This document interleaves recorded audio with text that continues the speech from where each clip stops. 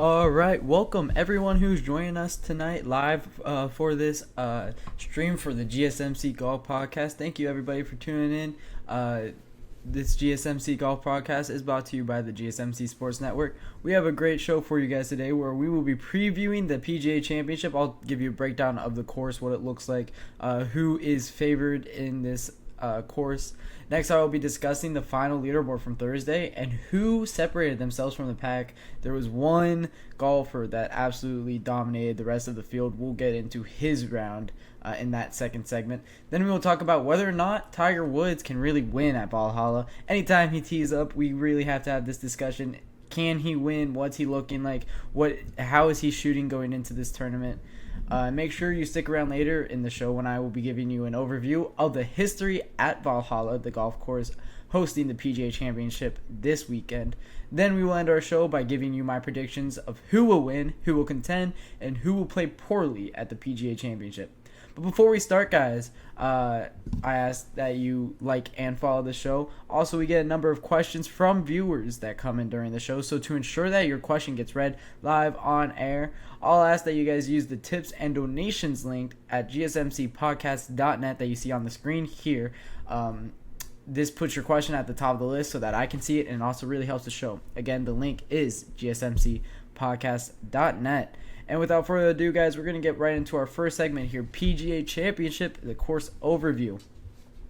So, as I mentioned, the PGA Championship is played at Valhalla this weekend. The PGA Championship is one of the majors, all the majors besides the Masters. They all move around. The Masters, of course, being played at Augusta National every year, but PGA Championship last year, I believe it was at Quails Hollow. I know next year it will be at Quails Hollow. I forget if it was also last year. Quails Hollow, of course, the golf course that we just came from at the Wells Fargo Championship last week.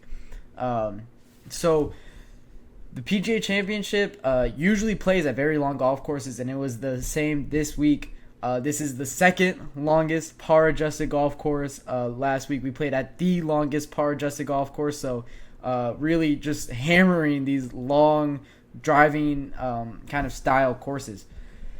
So the long courses, we're going to talk about the exact same guys that we talked about last week when it came to who can really contend. We'll talk about that in the fifth segment, but it favors those guys that have good drivers, find fairways very easily, and then have a long wood play on the fairways, long irons in their bag, and then who is really great around and in and around the green.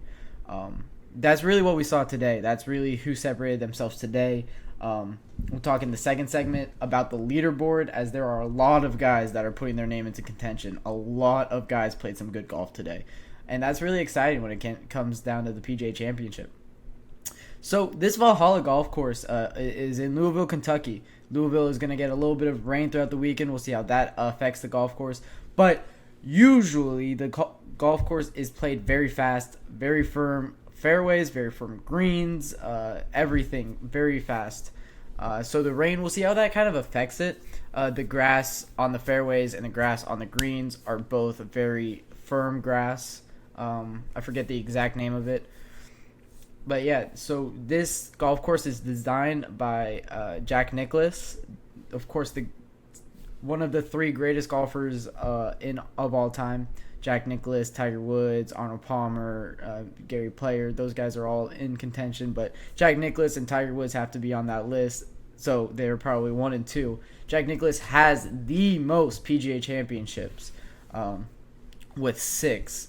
So, of course, we're going to play on one of his courses for this. So, yeah, as I said, a 7,600 yard, par 71.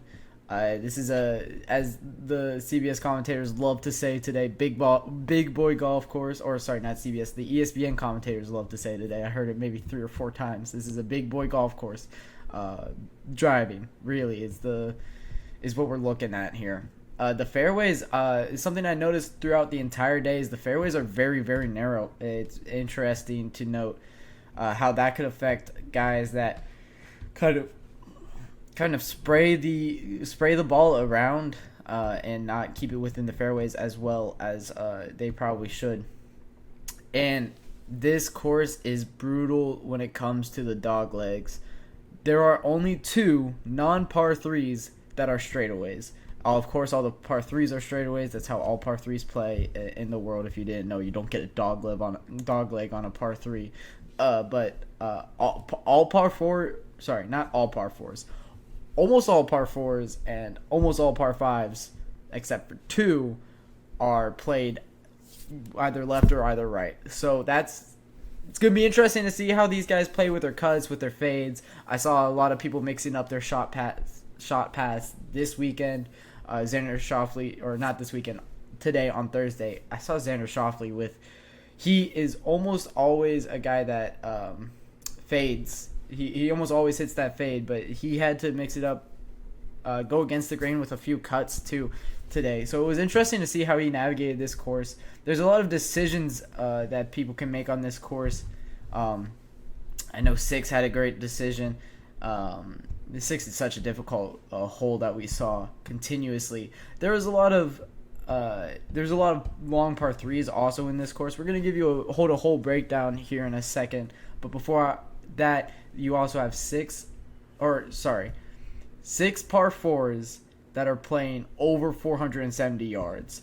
That is difficult. That's very similar to what we saw last weekend at the Wells Fargo. Rory McIlroy was able to play very well throughout those long conditions. It's going to be interesting to see if he can also do that the same this weekend, as he does start his day 5 under, starts his weekend at 5 under, shooting opening round 66.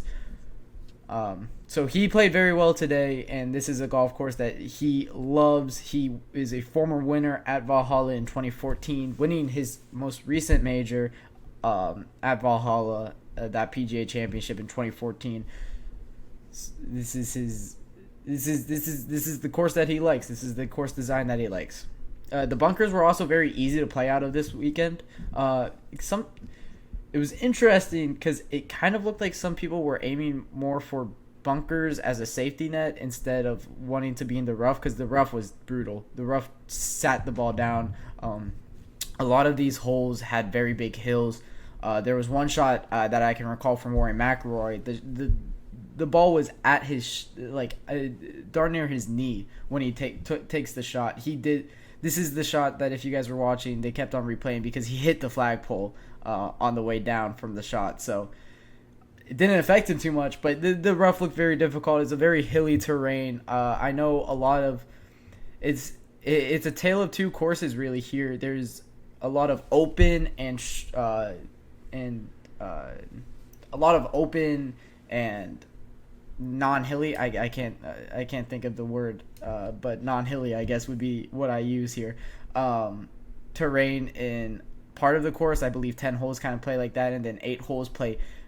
You got a lot of woods, and then you have a very hilly like terrain in these holes. So it's a tale of two courses here at Valhalla. It's a difficult course, and it's a beautiful design by Jack Nicklaus. Of course, he's one of the greatest course designers, as he designed the Memorial Tournament as well, which is just a beautiful tournament.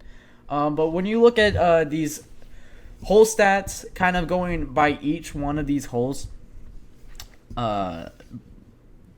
you have a lot of difficult holes kind of spread out throughout this one. You have open up with, first off, you only have, 5 holes that play under par. That's difficult. You have one hole that played at par. Last year, not a single eagle was recorded. This year, we already had, I believe we have had 2 eagles already. You had one from Brooks Koepka and one from Scotty Scheffler on the first hole, which was a hole out from the fair. Scotty, I watched that and just thought that this tournament was over, but we'll see. We'll see. He's one of the greatest golfers in the world. He is the greatest golfer in the world, and he's back for this event. So he eagles one, which is one of the more difficult holes. It's a very long par 4, 487. Then you have an almost 500-yard par 4. You have a very long par 3 that plays 190 4. You have a short par 4, 352. This par 4 was interesting. Number 4. That's a hole that I want to highlight for the rest of this weekend. You had a lot of guys hit 3-wood here. A lot of guys, it was a decision that a lot of guys had to make at 4, because you're not making it onto the fairway, or not making it. You're not sorry. You're not making it on the green with a driver on 4. So I saw a lot of people with a 3-wood at hand. With that one, I think Brooks Koepka said that was kind of the play that he was going to go for every single one. It'll be interesting to see how they navigate that.